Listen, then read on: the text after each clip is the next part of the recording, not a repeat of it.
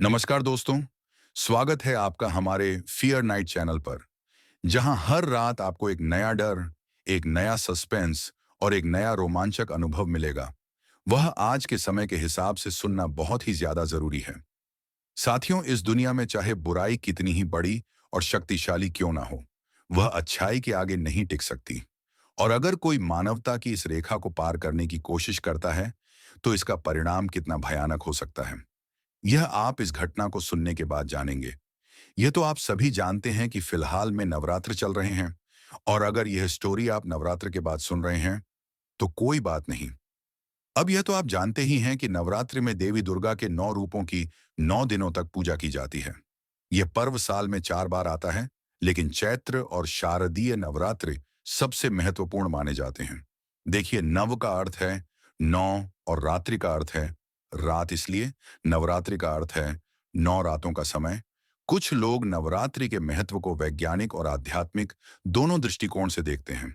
जैसे कि रात में प्रकृति के अवरोध कम हो जाते हैं, जिससे मंत्र जाप की विचार तरंगों में रुकावट नहीं आती, और इस समय जो मंत्र जाप किए जाते हैं उनसे बहुत सारा बेनिफिट भी मिलता है। लेकिन यहाँ पर बड़ी बात यह है कि किस प्रकार के मंत्र जाप किए जाएं। वैसे तो लगभग सभी लोग ऐसे मंत्रों का जाप करते हैं जिसमें देवी मां प्रसन्न होती हैं और मन को शांति मिलती है और बुद्धि और मन शुद्ध होते हैं। लेकिन कुछ ऐसे अपवाद भी होते हैं जो इस नवरात्रि का अलग प्रकार से फायदा लेना चाहते हैं, और वह होते हैं अघोरी और तांत्रिक वगैरह। तो आज जिस तांत्रिक की स्टोरी आपके सामने लेकर आया हूं, वह तांत्रिक काफी समय से इसी नवरात्रि के 9 दिनों का इंतजार कर रहा था, अपनी एक बहुत बड़ी पूजा को करने के लिए। वह एक ऐसा अनुष्ठान करने वाला था जिससे वह अमर हो सकता था। अब यह बात कितनी सही है, वह तो मैं नहीं कह सकता, लेकिन ऐसा उस तांत्रिक का मानना था कि वह इस अनुष्ठान को करने के बाद अमर हो जाएगा। और जो तांत्रिकों की देवी मां बताई जाती है, जिन्हें मां तारा देवी कहा जाता है, वह उसको ऐसा वर देने वाली थी। तो उसने अपने इस अनुष्ठान में एक साधारण से पथिप को शामिल कर लिया और उनके बच्चों को कैद कर लिया, और उन्हीं के द्वारा हमें यह स्टोरी जानने को मिली है। अच्छा, तो जो भी नए साथी स्टोरी सुन रहे हैं, आपको बता दूं कि हम यहाँ पर पैरानॉर्मल घटनाओं से जुड़ी हुई बातों की चर्चा करते हैं। मैं जानता हूं काफी लोगों को इनमें विश्वास नहीं है, लेकिन जो इन चीजों के भुक्त भोगी है वह जानते हैं कि यह सब चीजें क्या होती हैं। तो हम ऐसी ही एक फैमिली बनाने की कोशिश कर रहे हैं। तो आप चैनल को सब्सक्राइब कीजिए और इस फैमिली का हिस्सा बन जाइए। चलिए शुरू करते हैं। तो यह बात आज से कई सालों पहले की है। एग्जैक्टली समय तो पता नहीं, बट कोविड से पहले की है। ये तो पक्का है। यूपी के उस शहर में एक खुशहाल परिवार रहा करता था। परिवार में पति आशीष और पत्नी रूपा और उनके 2 बच्चे रानी और शाहिल थे। वह एकल परिवार था, यानी माँ बाप और बच्चे। ऐसा नहीं था कि आशीष काम की वजह से अपने माता पिता से अलग रहता था, बल्कि उसके माता पिता उसके घर की अगली गली में ही रहते थे। लेकिन रूपा से लव मैरिज करने के कारण उसके घर वालों ने उसे घर से निकाल दिया था। खैर, आशीष और रूपा के दोनों बच्चे अब 8 और 10 साल के हो गए थे, लेकिन उनके परिवार वालों की नाराजगी अब भी बनी हुई थी। वो एक छोटा सा कस्बा था, जहां ज्यादा सुविधाएं भी नहीं थी, लेकिन जीने के लिए काफी थी। ये परिवार ऐसे ही हंस खेल रहा था कि तभी अचानक इस परिवार को किसी की नजर लग गई। उस इलाके में से 2 बच्चियां गायब हो गई थीं, जो कि 8 से 10 साल के आसपास थीं। इन सब से आशीष और रूपा को अपनी बेटी की चिंता होने लगी कि कहीं इसे भी कोई अगवा ना कर ले जाए। इसलिए वह लोग रानी को अब घर पर रखने लगे। रानी घर पर रहकर ही खेलने लगी, जबकि उनका बेटा शाहिल अपने दोस्तों के साथ बाहर खेलता। एक रोज जब शाहिल अपने दोस्तों के साथ खेल रहा था, तब अचानक से शाहिल एक दिशा में देखने लगा। कुछ देर बाद शाहिल मंत्रमुग्ध सा उसी दिशा में आगे बढ़ने लगा। उसे यूं देखकर उसके एक साथी ने उससे पूछा भी कि आखिर वह कहाँ जा रहा है, लेकिन उसने उसकी किसी बात का जवाब नहीं दिया। उस बच्चे ने भी इस ओर ज्यादा ध्यान नहीं दिया और वह बाकी बच्चों के साथ खेलने लगा। शाम होते ही सारे बच्चे अपने अपने घर लौट आए, लेकिन शाहिल का कहीं कोई अता पता नहीं था। आशीष और रूपा ने उसका इंतजार किया। उन लोगों को लगा कि शायद शाहिल खेलने में लगा होगा, लेकिन जब रात होने लगी तब उन लोगों को रिंकू की चिंता सताने लगी। और फिर शिवम रिंकू के दोस्तों के घर गया और वहां जाकर शाहिल के बारे में पूछा। तब एक बच्चे ने आशीष को बताया कि शाहिल एक दिशा में देखते हुए चला गया। उसे लगा कि शायद वह घर चला गया होगा, लेकिन बात इतनी बढ़ जाएगी यह उसने नहीं सोचा था। अब उस इलाके में शाहिल के गायब होने की खबर आग की तरह फैल गई। लेकिन उनके पास एक सुराग भी था कि शाहिल जहां गया है, अपनी मर्जी से गया है। लेकिन वह था तो बच्चा ही, इसलिए सब लोग उसे ढूंढने लगे। कुछ लोग उस जगह पर भी गए जहां शाहिल को जाते हुए देखा था, लेकिन वहां कुछ दूरी पर आकर थोड़ा घना जंगल ही था और शाहिल वहां क्यों ही जाता। यह सोचकर उन लोगों ने जंगल में जाकर नहीं देखा। वो लोग पूरी रात शाहिल को ढूंढते रहे, लेकिन शाहिल कहीं नहीं मिला। रूपा और आशीष को अपनी गलती पर पछतावा हो रहा था कि उन लोगों ने शाहिल को भी बाहर जाने से क्यों नहीं रोका। अब तक 24 घंटे बीत गए, लेकिन शाहिल का कुछ पता नहीं चला। आस पड़ोस वालों ने इससे सबक लिया और अपने पने बच्चों को अब घर पर ही रखना शुरू किया। अब क्योंकि सारे बच्चे घर पर ही थे, इसीलिए सब लोग निश्चिंत थे। इन्हीं सब के दौरान एक रात को जब आशीष काम से घर लौट रहा था, तब उसे आने में समय लग गया और अब तक 11 बजे हो गए थे। उस छोटे से कस्बे में उस समय सब लोग अपने अपने घरों के अंदर थे और हर तरफ काफी अंधेरा था। इसी दौरान एक घर के पास उसने एक साय को खड़ा पाया। वो साया देखने में इंसान लग रहा था, लेकिन उसकी वेशभूषा काफी अजीब थी। उसने लंबा सा काला गाउन जैसा कुछ पहना हुआ था। आशीष एक कोने में छिपकर उसकी हरकतों पर नजर रखने लगा। कुछ देर बाद उस शख्स ने अपना एक हाथ उठाया और मुट्ठी बांधकर उस घर की ओर तान दिया। फिर उसने अजीब से मंत्रों का उच्चारण करना शुरू किया। अगले ही पल उसने मुट्ठी खोल दी और फिर उसकी मुट्ठी में से कुछ निकलकर जमीन पर गिरने लगा। उसके बाद उसने दीवार पर कुछ लिखा और फिर वहां से चला गया। उस शख्स के जाने के बाद आशीष उस घर के पास आया और देखने लगा कि आखिर वह बंदा यहां क्या करने आया था। उसने जब नीचे देखा तो पाया कि जमीन पर सरसों और चावल लाल कुमकुम के साथ गिरे हुए थे। इसी के साथ ही जब उसकी नजर सामने दीवार पर गई तो उसने देखा कि उस दीवार पर एक आकृति बनी हुई थी, जिसके हाथ पैर और सिर बने हुए थे। यह सब देखकर आशीष हैरान रह गया और उसे अब समझ आ गया था कि जो शख्स यहां आया था वह जरूर इस घर पर टोना टोटका करके गया है। उस समय आसपास कोई भी नहीं था, इसलिए आशीष को अब थोड़ा थोड़ा डर भी लगने लगा था। इसलिए वह तेजी से अपने घर जाने लगा। रूपा की आंखों से तो नींद अभी कोसों दूर थी, क्योंकि उसका बच्चा जो गायब था, इसलिए वह उस समय जाग रही थी, जबकि उसने रानी को सुला दिया था। आशीष तेजी से अपने घर जाने लगा, लेकिन तभी उसे किसी के कदमों की आवाज सुनाई दी। आशीष ने जब रुककर पीछे मुड़कर देखा तो वहां उसे कोई भी नजर नहीं आया। उसे लगा कि यह उसका वहम होगा, इसलिए वह दोबारा से आगे बढ़ने लगा। लेकिन थोड़ी देर बाद वह आवाज उसे दोबारा सुनाई दी। आशीष काफी ज्यादा घबरा चुका था। उसे अब यकीन हो गया था कि यह उसका वहम नहीं है, इसलिए उसने अपने कदमों की रफ्तार बढ़ा दी। लेकिन यहां पर उन दूसरे कदमों की आहट भी पहले से ज्यादा तेज हो गई थी। इन सब से आशीष काफी ज्यादा घबरा गया, लेकिन फिर कुछ सोचकर वो एकदम से रुका। उसके रुकने के लगभग आधे सेकंड तक उसे उन कदमों की आवाज आई और उसके बाद वहां वातावरण में पूरी तरह से सन्नाटा छा गया। आशीष अब पहले से काफी ज्यादा घबरा चुका था। अभी सितंबर का महीना चल रहा था। वातावरण में इतनी गर्मी नहीं थी। ऊपर से उस समय ठंडी ठंडी हवा भी चल रही थी, लेकिन आशीष डर के मारे पसीने से लथपथ हो गया था। आशीष को पता चल चुका था कि उसके ऊपर खतरा मंडरा रहा है और अब जैसे तैसे उसे यहां से भागना चाहिए। ये सोचकर आशीष ने अपनी सारी ताकत इकट्ठा की और वहां से भागना शुरू किया। इस दौरान उसके पीछे से भी किसी के भागने की आवाज आ रही थी, लेकिन आशीष बिना रुके भागता रहा और तब तक भागता रहा जब तक कि उसका घर ना आ गया हो। घर आकर वह जोर जोर से दरवाजा खटखटाने लगा। इसी दौरान वह बार बार पीछे देखते हुए बोलने लगा, रूपा दरवाजा खोलो जल्दी। रूपा जो कि उस समय जाग रही थी, उसने जल्दी से दरवाजा खोला। दरवाजा खोलते ही अपने पति को इस तरह से घबराते हुए देखकर उसने उससे पूछा कि क्या हुआ, तुम ऐसे डरे हुए क्यों हो। लेकिन आशीष ने कुछ ना बोलते हुए जल्दी से दरवाजा लगाया और फिर जाकर बैठ गया। ज्यादा तेज भागने और डर की वजह से वह हाँफ रहा था और इसी दौरान वह बोला, पानी दो। रूपा ने उसे जल्दी से एक गिलास पानी दिया।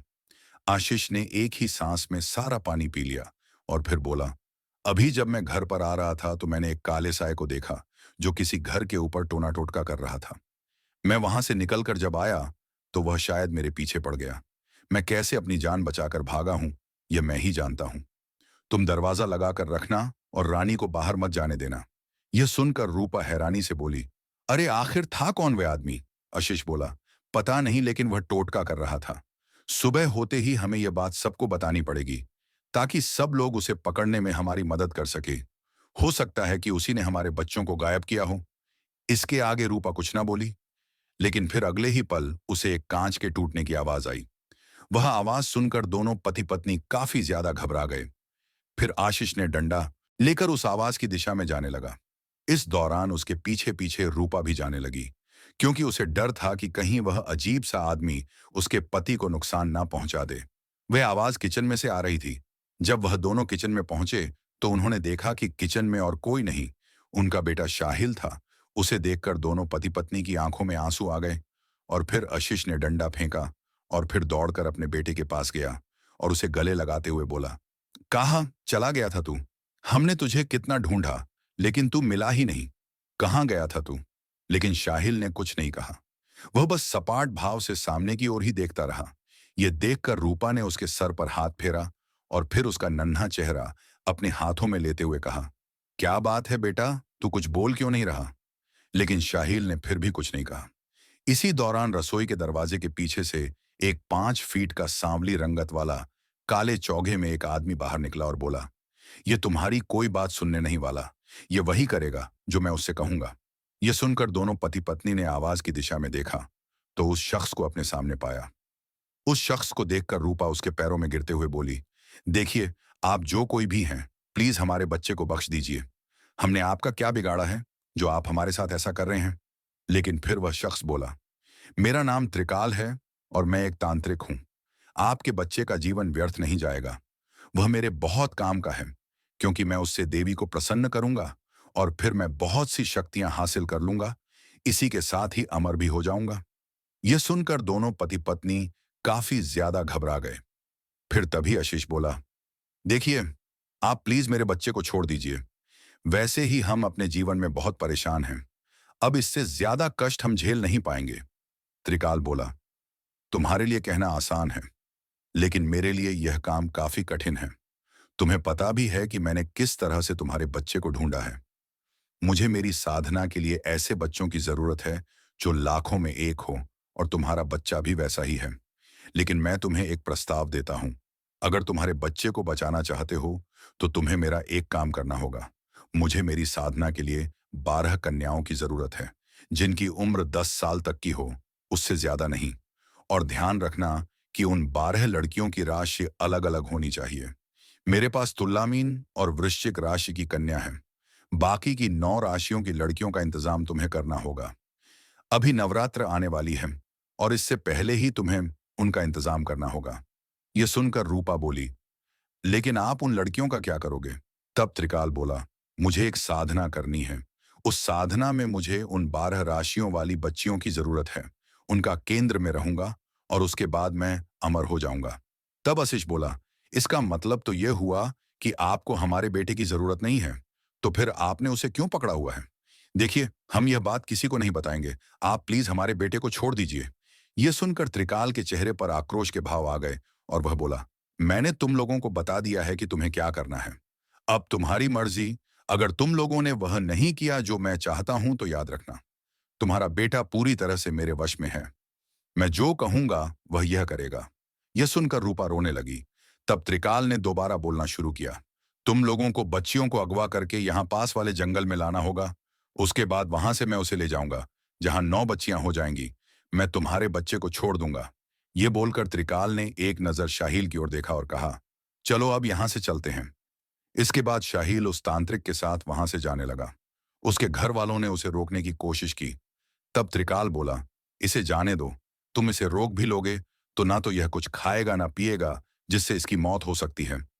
ये सुनकर भारी मन से दोनों पति पत्नी ने उसे जाने दिया। इसके बाद दोनों पति पत्नी ने फैसला किया कि अगर उन्हें अपने बेटे को बचाना है तो उन्हें उस तांत्रिक की बात माननी ही पड़ेगी। लेकिन यहां दोनों के मन में एक सुकून भी था कि उनका बेटा सही सलामत है।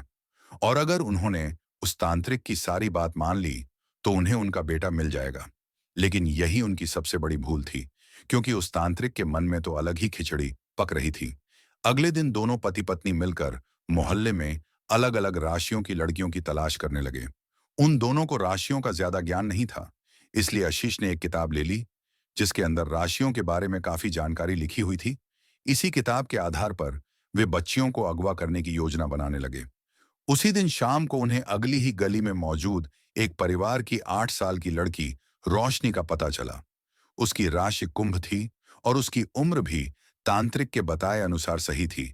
इसीलिए उन दोनों ने उस बच्ची को अगवा करने का सोचा। अब यहाँ समस्या यह थी कि वह बच्ची दूसरी गली में रहती थी और आसपास होने वाले इन अपहरण की वजह से उसके माँ बाप उसे घर पर ही रखते थे। उन दोनों ने काफी कोशिश की उस बच्ची तक पहुंचने की, लेकिन सब व्यर्थ गया। इसी दौरान 2 दिन बीतने तक भी जब कोई भी बच्ची उस तांत्रिक को नहीं मिली, तो एक रात वो शाहील के साथ उनके घर आ गया। तांत्रिक और अपने बच्चे को वहां देखकर वे दोनों हैरान रह गए। लेकिन फिर अगले ही पल उस तांत्रिक ने रूपा को एक जोरदार थप्पड़ मारा, जिससे वह दूर जा गिरी। आशीष रूपा को संभालने लगा, लेकिन फिर तभी वह तांत्रिक गुस्से में बोला, मैंने तुम दोनों से एक काम बोला था, लेकिन वह भी तुमने नहीं किया, और इसका फल देखने के लिए तैयार हो जाओ। बोलकर उसने शाहील की ओर देखा और कहा, जाओ अपना सिर तब तक दीवार से मारो जब तक कि तुम लहूलुहान ना हो जाओ। ये सुनकर शिवम काफी ज्यादा घबरा गया और वह शाहिल को रोकने लगा। अब शाहिल था तो बच्चा ही, इसलिए आशीष के आगे टिक नहीं पा रहा था। इन सब से गुस्सा होकर शाहिल ने आशीष को जोर से काट लिया। आशीष इतना दर्द झेलते हुए भी उसे काबू किए हुए था। वह नहीं चाहता था कि उसके बेटे को कोई नुकसान पहुंचे। इसी दौरान शाहिल ने काटना जारी रखा और उसने इतनी जोर से आशीष को काटा कि उसकी त्वचा का ऊपरी हिस्सा शाहिल ने मांस समेत उखाड़ लिया। आशीष की कलाई से खून का एक फव्वारा फूट पड़ा, जो कि अब आसपास की जगह को भिगोने लगा। यह सब देखकर रूपा काफी ज्यादा घबरा गई और वह दौड़कर उनके पास पाई, जहां शाहील के मुंह में अपने पिता की कलाई का मांस का टुकड़ा था। यह सब देखकर रूपा को काफी ज्यादा गुस्सा आया और उसने शाहील को एक जोरदार थप्पड़ लगाया और गुस्से में बोली, यह तूने क्या किया?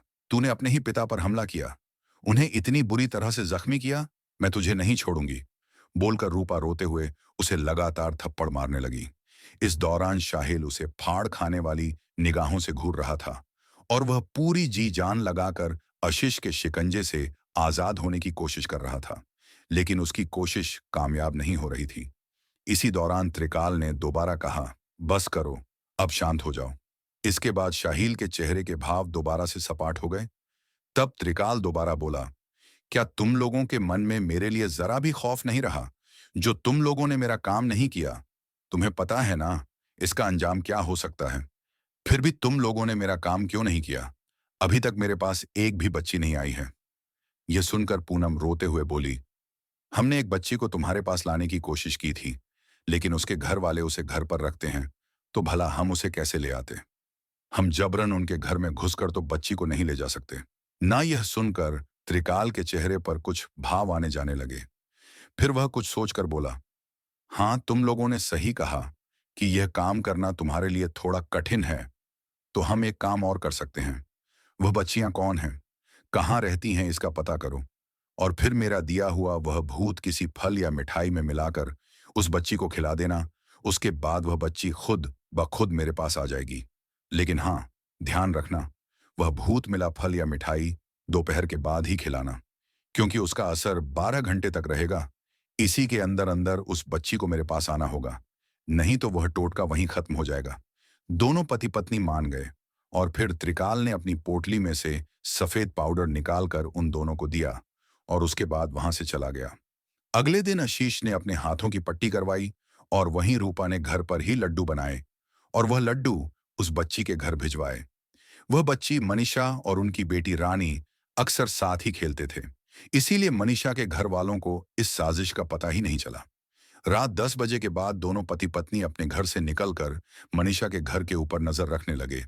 लगभग 2 घंटे तक वहां आसपास टहलने के बाद मनीषा के घर का दरवाजा खुला और उसमें से चेहरे पर सपाट भाव लिए मनीषा बाहर निकली। उसे देखकर दोनों पति पत्नी के चेहरे पर राहत के भाव आ गए और फिर वह दोनों उसे लेकर जंगल की तरफ जाने लगे। इस समय वहां आसपास के सारे लोग सो रहे थे, तो किसी ने भी उन्हें देखा तक नहीं। वह लोग बड़े ही आराम से मनीषा को अपने साथ उस जंगल तक लेकर गए। जंगल में थोड़ा अंदर जाने पर ही उन्हें शाहिल दिखाई दिया। अपने बेटे को वहां देखकर रूपा की आंखें डबडबा गईं। फिर तभी शाहिल चेहरे पर सपाट भाव लिए बोला, अब आप लोग जाइए, यहां से आगे मैं इसे लेकर जाऊंगा, और ध्यान रहे मेरे पीछे आने की कोशिश मत करना। दोनों पति पत्नी इसके लिए मान गए और फिर वह दोनों मनीषा को वहां छोड़कर अपने घर की तरफ निकल पड़े। वहीं मनीषा शाहिल के साथ उस जंगल की गहराइयों में कहीं खोती चली गई। अगले दिन मनीषा के घर पर हाहाकार मच गया। किसी को समझ नहीं आ रहा था कि आखिर मनीषा कहाँ चली गई। अब क्योंकि घर का दरवाजा खुला हुआ था, तो यह तो समझ आ रहा था कि रोशनी अपनी मर्जी से गई है, लेकिन इतनी छोटी बच्ची बिना बताए ऐसे कहाँ जा सकती है। सब लोगों ने मिलकर मनीषा को खूब ढूंढा, लेकिन मनीषा उन्हें नहीं मिली। रूपा और आशीष ने मनीषा के घर वालों को सांत्वना दी। सब लोगों की नजर में तो वह दोनों खुद विक्टिम थे, क्योंकि उनका बेटा जो गायब हुआ था, इसलिए किसी को उन पर शक भी नहीं हुआ। अब मनीषा के घर वाले मनीषा को ढूंढने में व्यस्त हो गए। वहीं अब आशीष और रूपा अगली बच्ची को ढूंढने का इंतजाम करने लगे। उन लोगों की तलाश खत्म हुई। गांव के ही शुरुआत में पड़ने वाले छोटे से घर में, जहां पर 9 साल की एक बच्ची रहती थी, उस बच्ची का नाम आरती था, मिथुन राशि की।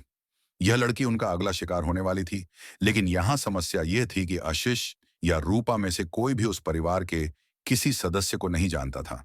इसीलिए वह लोग आरती तक पहुंच नहीं पा रहे थे। अगली रात को आशीष और रूपा जंगल पहुंचे, जहां पर जंगल के थोड़ा भीतर शाहिल खड़ा था। वह अगली बच्ची के लिए वहां खड़ा था, लेकिन आज वह दोनों खाली हाथ थे।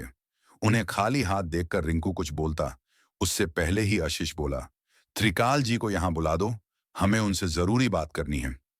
यह सुनकर शाहिल ने उन्हें रोकने के लिए कहा और अपनी आंखें बंद कर ली। लगभग 10 से 15 मिनट तक शाहिल आंखें बंद करके खड़ा रहा।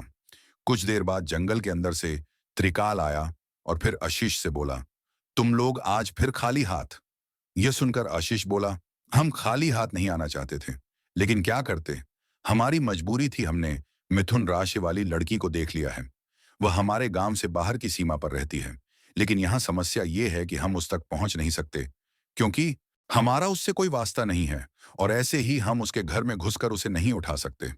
तो आप बताइए कि हम क्या करें? यह सुनकर वह तांत्रिक कुछ सोचने लगा। फिर थोड़ी देर बाद वह बोला, तुम लोग कल रात को यहां पर दोबारा आना, तब तक मैं इस सब का एक सॉल्यूशन निकाल कर रखूंगा। यह सुनकर आशीष और रूपा वापस घर आ गए। अगली रात को वह लोग दोबारा से जंगल में गए और फिर वहां जंगल की सीमा पर त्रिकाल शाहिल के साथ खड़ा दिखाई दिया। उनके पास आते ही त्रिकाल ने एक लाल पोटली आशीष के हाथों में दी और वह बोला, इस पोटली को घर जाकर खोलना, और हाँ, ध्यान रखना, इस पोटली को खोलने के बाद कम से कम 4 लोगों के हिसाब से मांस और मदिरा रखना। यह सुनकर रूपा हैरानी से बोली, आखिर ऐसा क्या है इस पोटली में? तब त्रिकाल बोला, इस पोटली में मेरे द्वारा सिद्ध की हुई एक भटकती आत्मा है।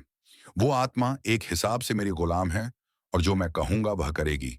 मैंने उसे तुम्हारे साथ जाकर काम करने का आदेश दिया है, लेकिन ध्यान रहे, उसकी एक दिन की खुराक इतनी है जितनी कि मैंने तुम्हें अभी बताया।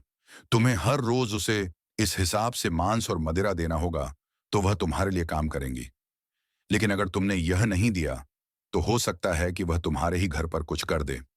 इसके आगे दोनों पति पत्नी में कुछ नहीं बोले, और फिर वह दोनों उस पोटली को लेकर घर आ गए।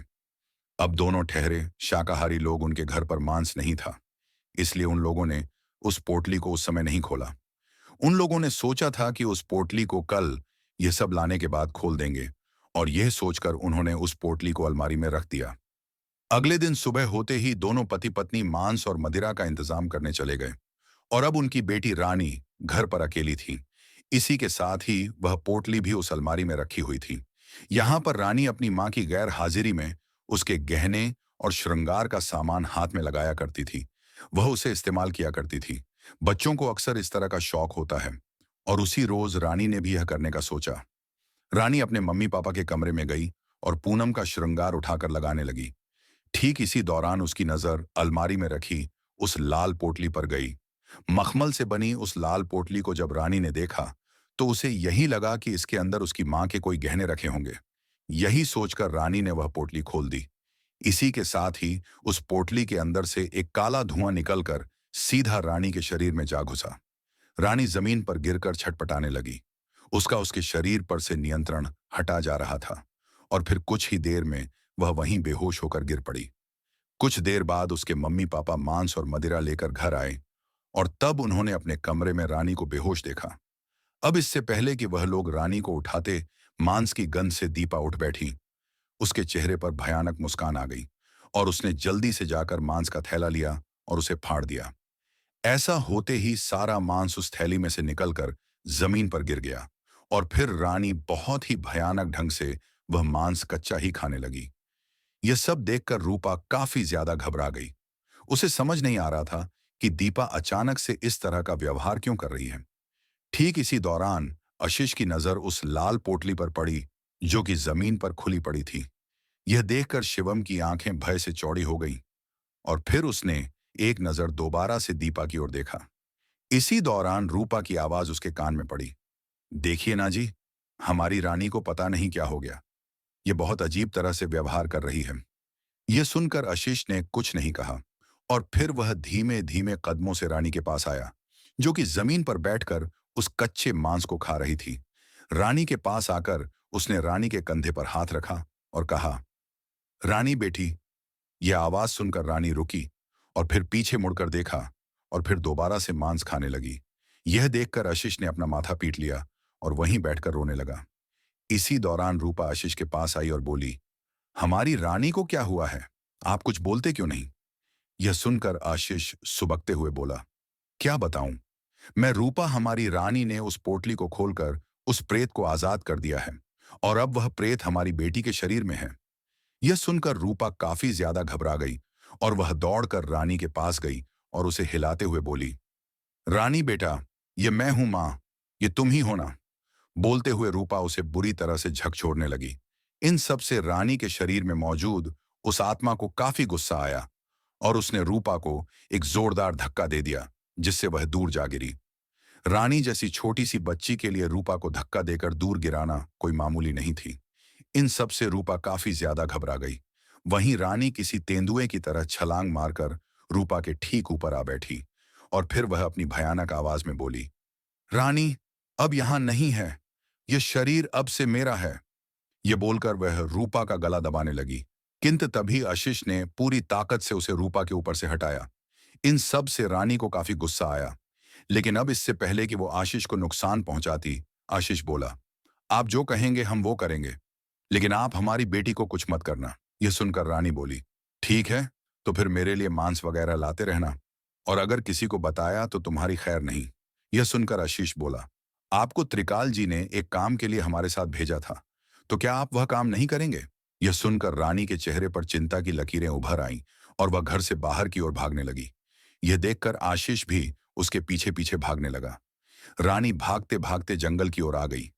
वहां आकर वह जंगल की ओर जाने लगी। इस दौरान आशीष भी उसके पीछे पीछे जाने लगा। लगभग 20 से 25 मिनट तक जंगल में अंदर तक जाने के बाद वो लोग उस जगह आ पहुंचे जहां पौधों को काटकर एक समतल मैदान बनाया हुआ था। उस जगह पर बीचों बीच एक अग्निकुंड था, जिसमें कि त्रिकाल कोई अनुष्ठान कर रहा था। इस दौरान 4, 8, 10 साल की बच्चियां और शहील वहीं खड़ा हुआ था। रानी को वहां देखकर त्रिकाल के हाथ रुक गए और उसने सपाट लहजे में कहा, तुमने इस बच्ची के शरीर पर कब्जा क्यों किया हुआ है? मैंने तुम्हें जो काम करने के लिए भेजा था वह तुमने किया कि नहीं? अब तक अश्सी भी वहां तक आ पहुंचा था। उसे वहां देखकर त्रिकाल के चेहरे पर आक्रोश के भाव आ गए और उसने कुछ मंत्रोण कर रानी के ऊपर वह भूत फेंक दिया। इन सब से रानी बुरी तरह से तड़पने लगी। यह देखकर अश्सी उनके पास आया और त्रिकाल को रोकने की कोशिश करने लगा।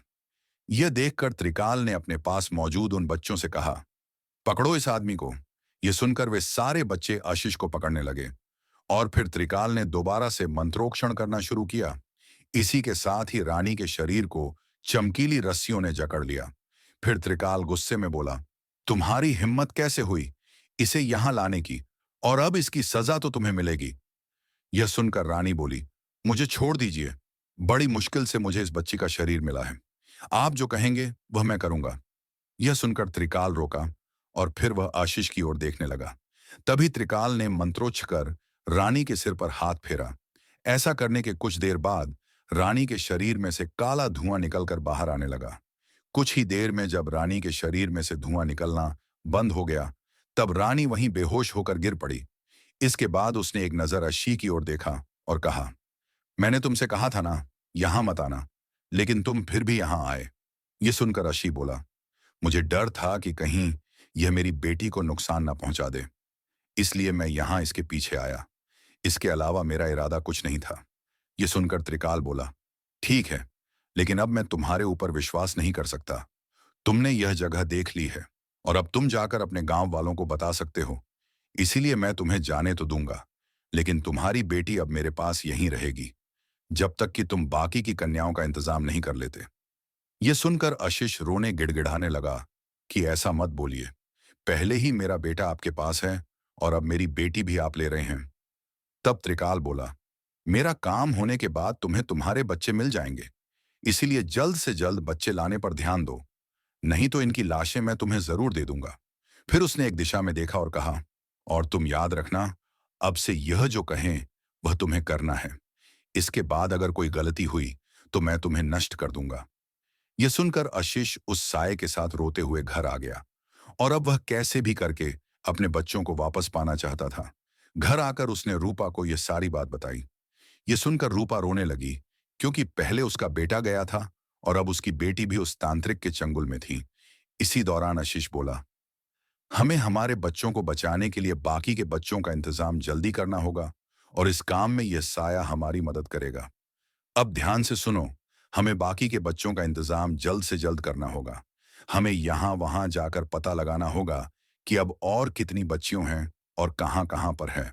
हम दिन में उनके बारे में सारी जानकारी इकट्ठा कर लेंगे और रात होते ही हम इस प्रेत को लेकर उस बच्ची के घर के पास चले जाएंगे, जहां जाकर यह प्रेत उस बच्ची के शरीर पर कब्जा करके उसे बाहर ले आएगा और फिर हम उसे लेकर तांत्रिक के पास चले जाएंगे। रूपा ने इस पर हाँ में अपनी गर्दन हिला दी, क्योंकि वह कैसे भी करके बस अपने बच्चों को पाना चाहती थी। दोनों पति पत्नी ने 3-4 दिन तक उन बाकी के बच्चों के बारे में छानबीन की। उन्हें आखिरकार उन बच्चों के बारे में पता चल ही गया और फिर उन लोगों ने अब रात होने का इंतजार किया। रात होते ही आशीष और रूपा अपने घर से निकले। रात के 12 बज रहे थे और यह समय उनके लिए बिल्कुल सही था, क्योंकि इस समय कोई जाग नहीं रहा होता और छोटे से कस्बे में तो इसका बिल्कुल भी चांस नहीं था। खैर, दोनों पति पत्नी अपने घर से निकलकर एक घर की तरफ आ गए। वहां जाकर आशीष ने उस प्रेत से कहा, जल्दी इस घर के अंदर जाओ और उस बच्ची को बाहर ले आओ। यह सुनकर वह साया तेजी से उस घर के अंदर गया और अंदर जाते ही अपनी मां के पास सो रही उस बच्ची के शरीर में समा गया। ऐसा होने से वह बच्ची एकदम से उठ बैठी और अब वह बिस्तर से उठकर बाहर आ गई। बाहर आकर वह आशीष और रूपा के साथ जंगल की ओर बढ़ने लगी। जंगल में आकर आशीष ने उस बच्ची को शाहिल के साथ भेज दिया और फिर आशीष और रूपा वापस घर आने लगे। अब तक 3 बज चुके थे और फिर घर आकर आशीष बोला, मुझे लगता नहीं कि हम ज्यादा समय तक ऐसे बच्चियों को अगवा कर पाएंगे, क्योंकि अब सारे गांव वाले सतर्क हो जाएंगे और फिर वह रात में पहरा देने लगेंगे। रूपा बोली, तो अब हम क्या करेंगे? नवरात्रि भी कल आने वाली है और अगर उस तांत्रिक को बाकी की बच्चियां नहीं मिली तो वह हमारे बच्चों को मार डालेगा। यह सुनकर आशीष के दिमाग में एक योजना आई और वह बोला, हम एक काम कर सकते हैं। हमें पता तो है कि हमें कौन कौन सी बच्चियों का अपहरण करना है, तो क्यों ना हम सारी बच्चियों को कल के कल ही अगवा कर लें। यह सुनकर रूपा हैरानी से बोली, यह कैसे हो सकता है, क्योंकि हमारे पास एक ही प्रेत है और वह एक बार में एक ही बच्चे के शरीर पर कब्जा कर सकता है। तब आशीष बोला, हम एक काम करेंगे, उस तांत्रिक ने जो वभूत दी थी उसे किसी खाने की चीज में मिलाकर पहले उन बच्चों को अपने वश में कर लेंगे और फिर ऐसा होते ही हम उस प्रेत को बच्चे के शरीर से निकलवा कर दूसरे बच्चे के शरीर में छोड़ देंगे। यह सुनकर रूपा बोली, हाँ, ये सही रहेगा। एक बार हमारे बच्चे हमें मिल जाए तो हम यहां से बहुत दूर चले जाएंगे। लेकिन आपको क्या लगता है, इस तांत्रिक को बच्चे क्यों चाहिए? आखिर क्या करेगा वह इन बच्चों का? आशीष कुछ सोचते हुए बोला, वह बता तो रहा था कि वह इन बच्चों के साथ मिलकर कोई अनुष्ठान करना चाहता है, जिससे कि वह और ज्यादा शक्तिशाली हो जाए या फिर शायद वह अमर हो जाए।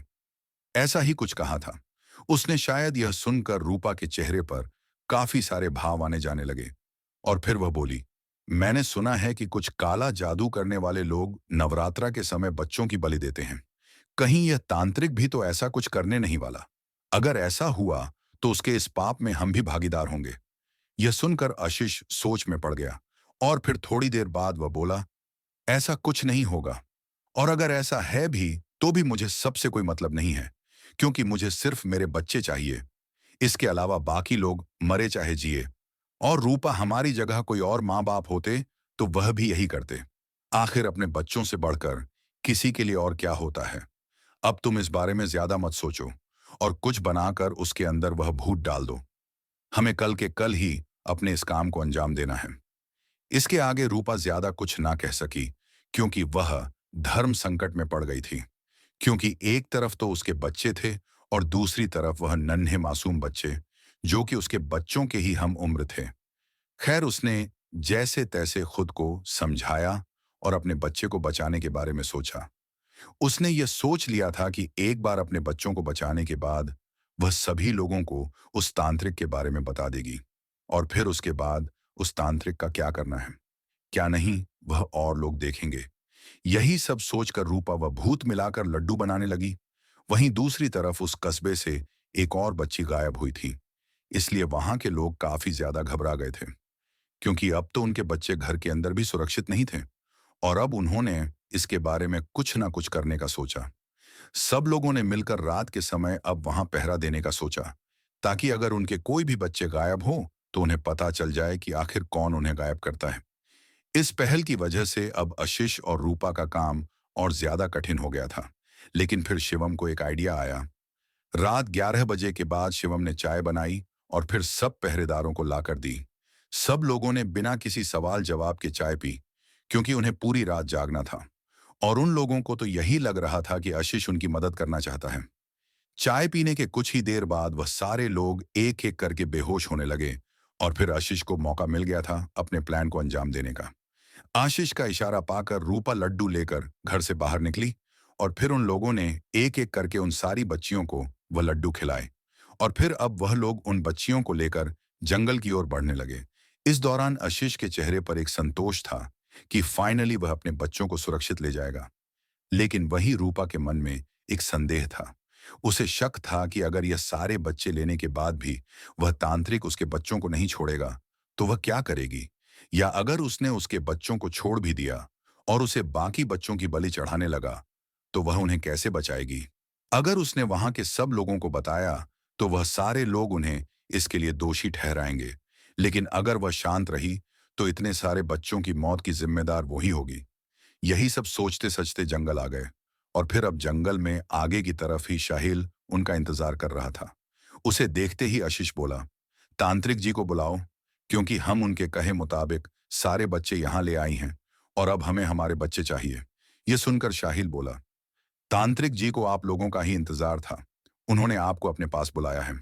चलिए मेरे साथ, बोलकर शाहिल आगे आगे बढ़ने लगा। इस दौरान आशीष, रूपा और वह सारी बच्चियां शाहिल के पीछे पीछे आ रही थी। जंगल में उस रास्ते पर चलने के दौरान आशीष ने पाया कि यह पहले वाला रास्ता नहीं था। यह उससे काफी अलग रास्ता था। खैर, वे सारे शाहिल के पीछे पीछे जंगल के अंदर बने एक छोटे से घर के पास आ गए। अब इससे पहले कि आशीष कुछ बोलता, उस मकान के अंदर से वह तांत्रिक बाहर आया और बोला, तुमने बहुत अच्छा काम किया आशीष। इतने कम समय में तुमने सारे बच्चों का इंतजाम करके मुझे खुश कर दिया। आओ अंदर आओ, बोलकर वो तांत्रिक पलटकर वापस घर के अंदर जाने लगा। लेकिन ठीक इसी दौरान रूपा बोली, हमें कहीं नहीं जाना। आपने जैसा कहा था हमने वैसा किया। इसलिए अब आप हमारे बच्चों को इससे से मुक्त कर दीजिए। हमें घर जाना है। यह सुनकर वो तांत्रिक मुड़ा और बोला, आपकी बेटी अंदर बेहोश पड़ी है। आप लोग अंदर आकर उसे ले जाओ। इसके आगे वह दोनों ज्यादा ना बोलते हुए अंदर आ गए। अंदर हल्का धुआं था, जो कि उनके नथुनों से होता हुआ उनके शरीर के अंदर जा रहा था। उन दोनों ने इस ओर ज्यादा ध्यान नहीं दिया। लेकिन अगले ही पल उन दोनों का सिर भारी होने लगा। तबीयत खराब होता देख रूपा आशीष से बोली, पता नहीं क्यों जी, मेरा सिर घूम रहा है। यह सुनकर आशीष हैरानी से बोला, कमाल है, मेरा भी सिर थोड़ा घूम सा रहा है।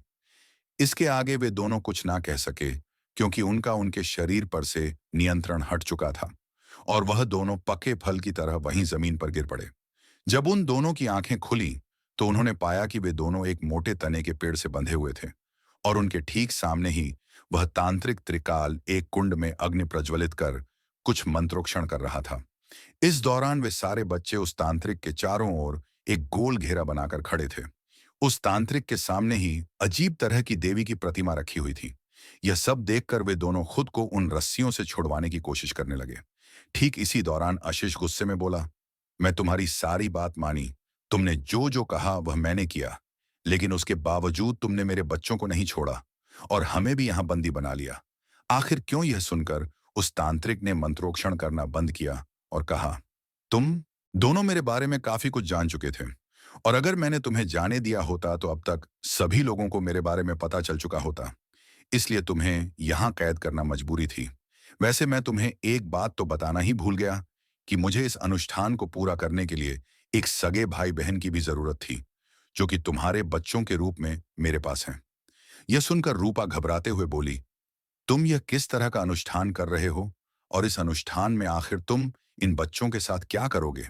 यह सुनकर उस तांत्रिक के चेहरे पर एक भयानक मुस्कान तैरने लगी और वह बोला, तुम दोनों देवी तारा को जानते हो। वह दुर्गा माँ का एक स्वरूप और हम तांत्रिकों की देवी हैं।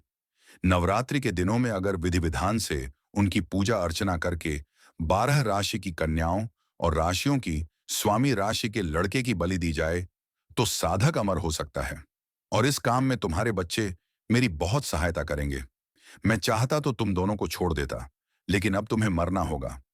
यह सुनकर रूपा गुस्से में बोली, पाखंडी तांत्रिक, तुम ऐसा सोच भी कैसे सकते हो कि इतने मासूम बच्चों की ऐसे हत्या करके देवी तुमसे खुश होंगी? यह सब करने से देवी तुमसे कभी खुश नहीं होंगी, और अगर देवी तारा यह सब देख रही हैं तो वह तुम्हें यह सब करने से जरूर रोकेंगी। यह सुनकर आशीष गुस्से में बोला, अरे तुम चुप करो रूपा, तुम बेकार में तांत्रिक जी को गुस्सा मत दिलाओ। और तांत्रिक जी, आप प्लीज इसकी बातों का बुरा मानो। आप अगर कहेंगे तो हम और बच्चों का इंतजाम आपके लिए कर देंगे, लेकिन प्लीज हमें और हमारे बच्चों को छोड़ दीजिए, हम किसी को भी कुछ नहीं बताएंगे। यह सुनकर त्रिकाल बोला, मैं तुम लोगों को नहीं छोड़ने वाला, और रही बात देवी तारा की तो वह भी यही चाहती हैं। तुम्हें यह बात भूलनी नहीं चाहिए कि कोई भी बड़ा बदलाव ऐसे ही नहीं होता, उसके लिए बलिदान देना पड़ता है, और मैं आज इन बच्चों का बलिदान दूंगा। रूपा बोली, बलिदान भी अपनों का दिया जाता है। पाखंडी तांत्रिक, बहुत से ऐसे साधु और सिद्ध पुरुष हैं जिन्होंने अपने घर का त्याग कर बलिदान दिया है, और वह हिमालय की गोद में जाकर तपस्या करके प्रभु की भक्ति में लीन है। अगर तुम सच में ही मन से भक्ति में करते तो तुम भी यही रास्ता अपनाते, ना कि आज इन बच्चों का जीवन छीनते। तुम यह बात बहुत अच्छे से जानते हो कि सालों साल साधना करना बहुत कठिन है, और एक ही बार में कुछ बच्चों को मौत के घाट उतारकर काले जादू से कुछ पाना बहुत आसान। लेकिन तुम याद रखना कि कोई भी पाप करके तुम बच नहीं सकते। अगर तुमने आज यह कर भी दिया तो भी तुम बच नहीं पाओगे। नियति तुम्हारे साथ कुछ ना कुछ खिलवाड़ जरूर करेगी, इसलिए अभी भी समय है। इन बच्चों को छोड़ दो, चाहे तो हमारी जान ले लो। इस पर त्रिकाल ने कुछ न कहा, और वह यूं ही मंत्र उच्चारण करके कुंड में आहुति डालता रहा। यह सब देखकर रूपा काफी ज्यादा घबरा गई। उसकी नजर उन मासूम बच्चों पर पड़ी जो कि त्रिकाल के इर्द गिर्द गोल घेरा बनाकर खड़े थे। वो तांत्रिक काफी देर तक मंत्रोच्चारण कर आहुति डालता रहा। उसके बाद उसने एक बच्ची को अपने पास बैठाया और फिर कुछ मंत्रोच्चारण कर उसके माथे पर लाल कुमकुम लगा दिया। अगले ही पल उसने उस बच्ची के गले में पीले फूलों की एक माला पहनाई और फिर चावल उसके ऊपर छिड़क दिए। रूपा और आशीष आंखें फाड़े ये सब देख रहे थे। ये सब देखकर रूपा बोली, हमसे बहुत बड़ी गलती हो गई। अगर उस दिन हमने ये सब बाकी लोगों को बता दिया होता तो आज कम से कम इतने बच्चे ऐसे इस तांत्रिक की बलि ना चढ़ते। आशीष को भी अपनी गलती पर पछतावा हो रहा था, लेकिन अब वह इसमें कुछ नहीं कर सकता था।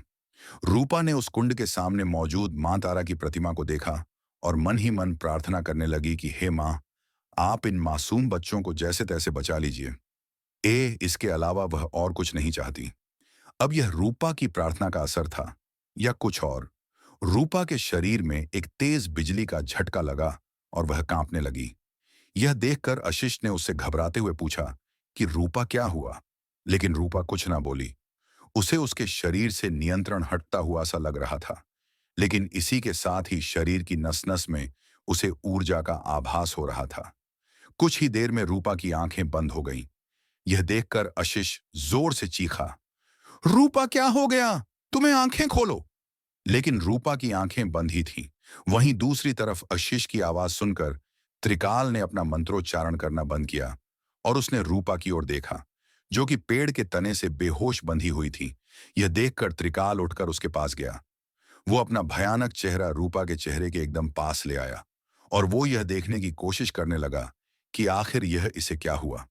लेकिन फिर अगले ही पल उसने अपनी आंखें खोलीं। उसकी आंखों में क्रोध की ज्वाला धक रही थी और वह गुस्से में दांत पीकर त्रिकाल से बोली, नीच तांत्रिक अपने किए पाप को देवी की मर्जी का नाम देता है।